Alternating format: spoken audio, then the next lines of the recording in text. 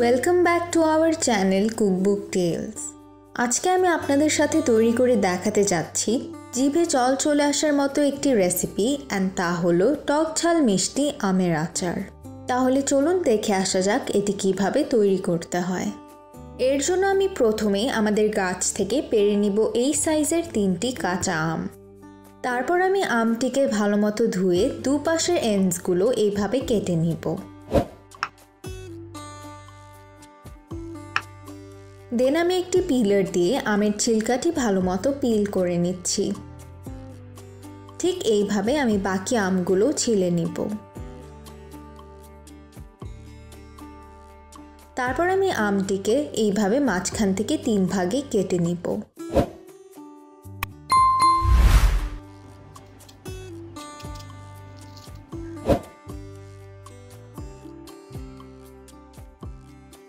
দেন ঠিক এইভাবে মাঝখানের সিডটি আলাদা করে সরিয়ে নিব।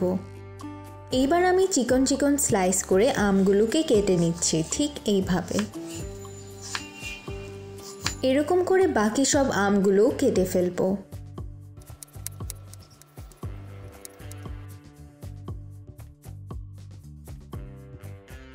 এইবার আমি এখানে নিয়ে নিয়েছি 2টি শুকনো মরিচ।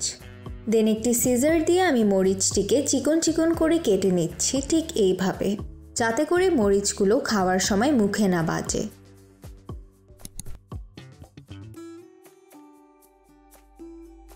আপনারা আমাদের কমেন্ট বক্সে অবশ্যই জানাতে ভুলবেন না আপনারা আমাদের ভিডিওটি দেশের কোথা থেকে দেখছেন।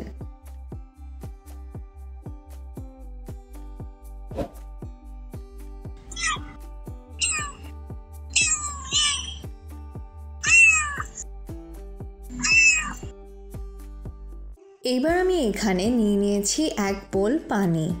দেন পানিতে দিয়ে দিব 1 চা চামচ পরিমাণ লবণ এবং ভালো করে মিশিয়ে নিব। তারপর পানিতে দিয়ে দিব কেটে রাখা আমগুলো। এটি করার কারণে আমের মধ্যে যদি কোনো কষ থেকে থাকে সেটা বের হয়ে আসবে। আমগুলো প্রায় 15 থেকে 20 মিনিটের জন্য ভিজিয়ে রাখার পর আমি পানিটি ফেলে দিব এবং আমগুলোকে একটি ছাঁকনির উপর রেখে দিব কিছুক্ষণের জন্য, যাতে করে পানি ঝরে যায়। এইবার আমি মিডিয়াম লো হিটে বসিয়ে নিয়েছি একটি প্যান এবং প্যানে দিয়ে দিব 1.5 কাপ পরিমাণ চিনি।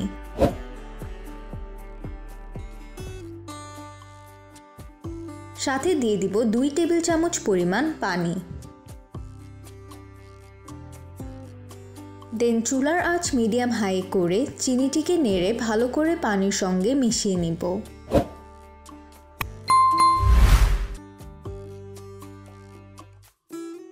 তারপর ভালো করে চিনির শিরাটি বয়েল করে নিব। চিনির শিরায় এরকম বয়েল চলে আসলে দিয়ে দিব সামান্য একটু জাফরান রং অথবা অরেঞ্জ ফুড কালার। দেন ভালো করে নেড়ে নিব। এতে করে শিরায় খুব সুন্দর একটি অরেঞ্জ কালার আসবে। তারপর দিয়ে দিচ্ছি 1 টেবিল চামচ পরিমাণ কেটে রাখা আদা এবং সাথে দিয়ে দিব কেটে রাখা শুকনো মরিচ, যাতে করে শিরায় একটু স্পাইসিনেস আসে। দেন ভালো করে শিরার সঙ্গে মিশিয়ে নিব। আপনারা যদি এই আইটেমটি বানিয়ে থাকেন তাহলে আমাদেরকে অবশ্যই জানাতে ভুলবেন না কেমন লাগলো।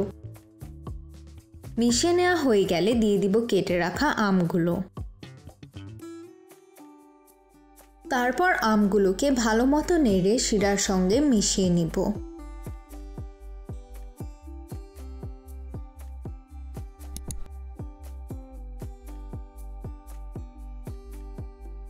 আমগুলোকে নরম করার জন্য মিডিয়াম হাই হিটে 10 মিনিটের জন্য শিরাটিকে খুব ভালো করে ফুটিয়ে নিব। ইন বিটুইন ভালো করে নাড়তে থাকবেন যাতে করে আমগুলো নিচে না লেগে যায়। আপনারা আমাদের চ্যানেলে নেক্সট যে রেসিপিটি দেখতে চান আমাদেরকে ইনবক্স অথবা কমেন্ট বক্সে শেয়ার করে জানাবেন। আচারটিকে বেশি দিনের জন্য প্রিজার্ভ করতে এখানে আমি অ্যাড করে দিচ্ছি 1 টেবিল চামচ পরিমাণ ভিনেগার। দেন লাস্ট বারের মতো সব কিছু মিশিয়ে নিব এবং 2 মিনিটের জন্য হাই হিটে ফুটিয়ে নিব।